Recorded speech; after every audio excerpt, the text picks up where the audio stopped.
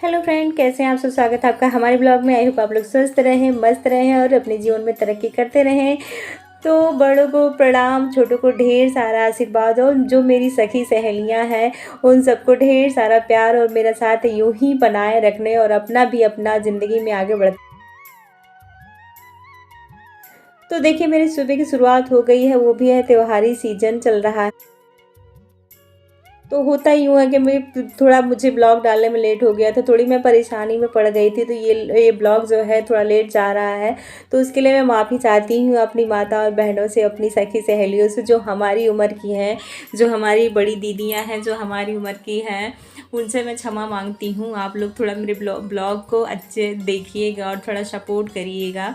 तो मैं सुबह सुबह कपड़े की धुलाई कर रही थी क्योंकि इतना ज़्यादा मुझे साफ़ सफाई करने हैं ना, इनके कपड़े इतने गंदे हो जाते हैं कि साफ़ ही नहीं होते। वाइट कपड़े तो मशीन में भी धुलो नहीं साफ़ होते, वो भी ऊपर से ये पान के दाग लगा लेते हैं, तो मुझे उसको रगड़ रगड़ के साफ़ करना होता है। और वाइट कपड़े जो होते हैं ना, ज़रा से भी गंदगी लगी रह जाती है तो वो बहुत गंदे दिखते हैं, धुलने के बाद भी नहीं साफ़ होते हैं। तो इतना इन्होंने गंदगी क्या था, उसमें पान के दाग वगैरह लगा रखे थे, तो इस नाते मुझे ब्रश से घसीट घसीट के धुलना पड़ा था। वैसे मैं धुल नहीं पाती हूँ क्योंकि मुझे सर्वाइकल पेन होता है, तो मैं धुलने में हाथ से तो ब्रश लगाने में प्रॉब्लम हो,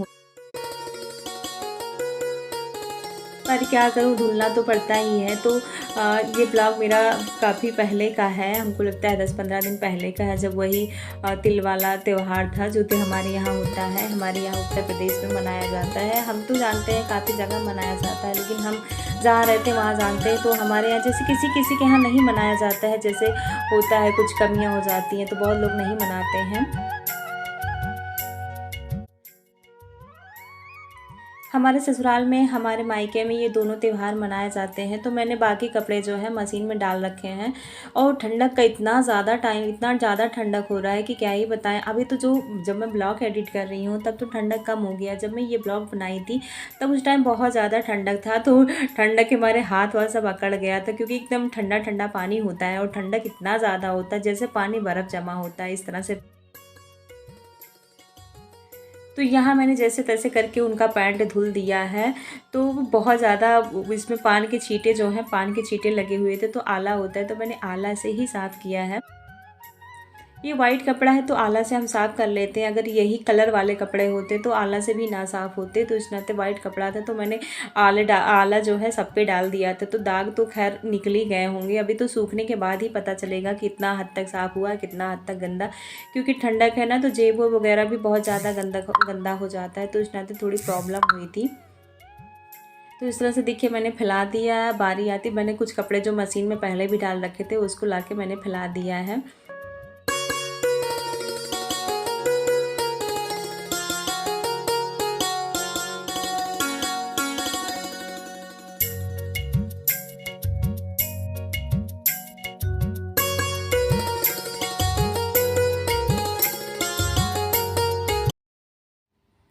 अब मैं उसके बाद, मैं कपड़ा धुलने के बाद क्योंकि पूरी तरह से भीग चुकी थी, तो मैं चली गई थी नहाने। अब नहा के चली आई हूँ तो मैं बाल कंघी कर रही थी क्योंकि बाल नहीं।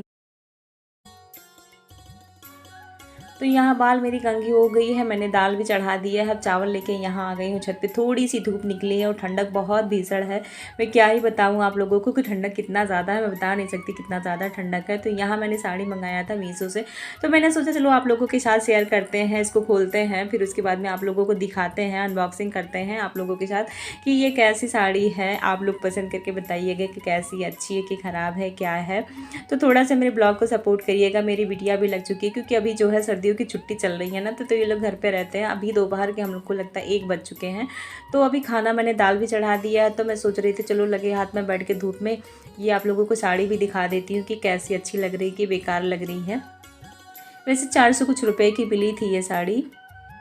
ये देखिए, ये जॉर्जेट पे है, ये लाइनिंग बेस पे है, सिल्वर कलर की इसमें लाइनिंग बनी है। वैसे तो देखने में जब मैंने मीशो पे देखा था तो मुझे अच्छी लग रही थी, तो जैसे जब आई तो ख़ास नहीं लग रही थी। मैंने एक पल के लिए सोचा कि चलो रिटर्न कर देती हूँ, फिर सोचा चलो मैं, त्यौहार आ गया है, रिटर्न मारूंगी तो फिर मुझे यहाँ से कुछ लेना पड़ेगा, क्योंकि जो त्यौहार हम लोगों का होता है ना, बहुत लोग, बहुत बहनें रखती भी होंगी, सबको जानकारी भी होगा। तो वहाँ, तो हेलो फ्रेंड, कैसे हैं आप सब। स्वागत है आपका हमारे ब्लॉग में।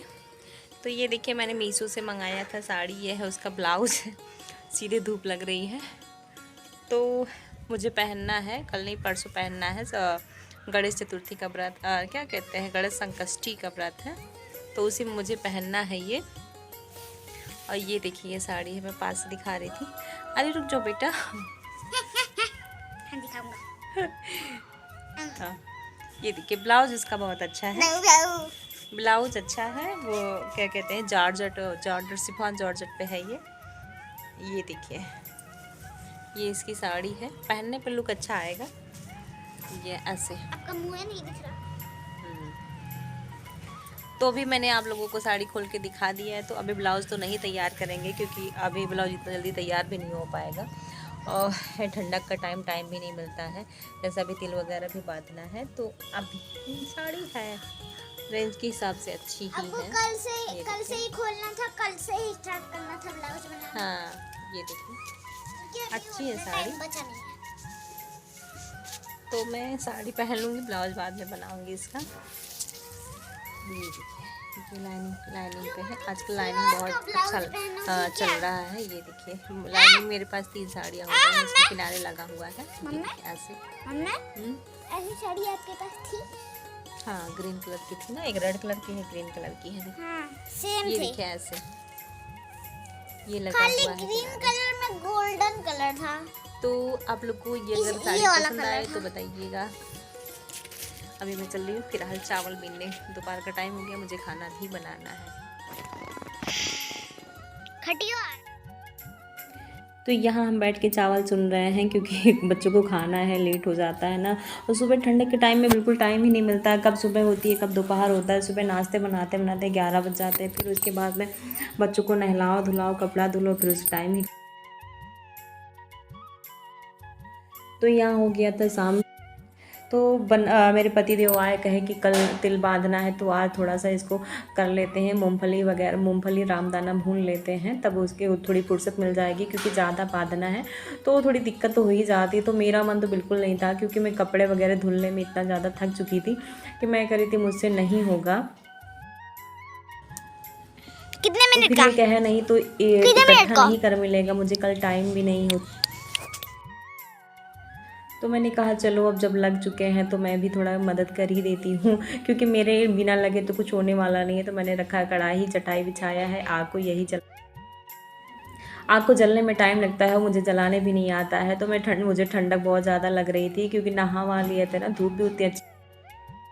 जब तक से सेकाई ना करो ना ठंडक जाता है नहीं। तो मेरे पैर वैर इतने ज़्यादा गल रहे थे कि मैं परेशान थी कि मुझे ठंडक लग रही है और छत पे थोड़ी हवा भी लगती है ना।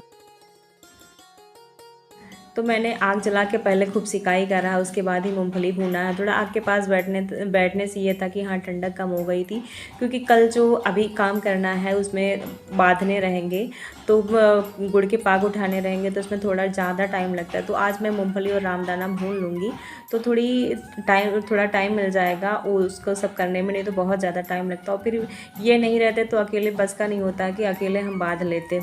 इसी नाते मैंने आज तो अभी तो मैं मूंगफली भून रही थी। मेरे हस्बैंड कह रहे थे इकट्ठा करोगे तो फिर बीमार पड़ जाओगी क्योंकि कल उनको टाइम नहीं था। तो टाइम नहीं होता तो मैं अकेले जूझती रहती हूँ और लड्डू जो होता है ये अकेले का बस का नहीं होता है। तो अभी तो मैं मूंगफली भून रही थी और मूंगफली थोड़ा ज़्यादा था तो इस नाते थोड़ा टाइम लगता है।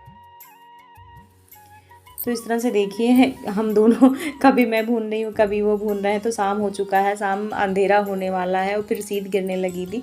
तो कपड़े वगैरह भी ऐसे ही पड़े थे, कपड़े भी मैंने नहीं हटाए थे, कपड़े बहुत ज़्यादा भी धुले थे। अभी तो आधे कपड़े मशीन में ही रह गए थे। तो मैंने कहा चलो ये कार्यक्रम जो आज इतना, क्योंकि तिल भूनना बाकी रहेगा।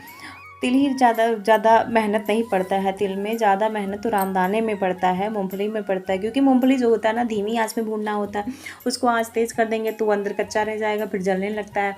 और रामदाना जो होता है, रामदाना बहुत थोड़ा थोड़ा डालना होता है, इस नाते बहुत ज़्यादा टाइम लगता है।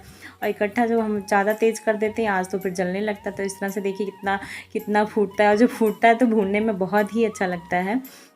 इस तरह से देखिए जैसे जरा सी आंच तेज़ हो जा रही थी तो जलने लगता था। ये देखिए कढ़ाई पकड़ चुका है ये थोड़ा सा, तो इसमें बहुत ज़रा से भी डालना होता है। तो आज का ब्लॉग इतना ही। अगर आप लोगों को पसंद आए तो लाइक करिए, शेयर करिए, सब्सक्राइब करिए। मिलते हैं नेक्स्ट वीडियो में। Bye bye.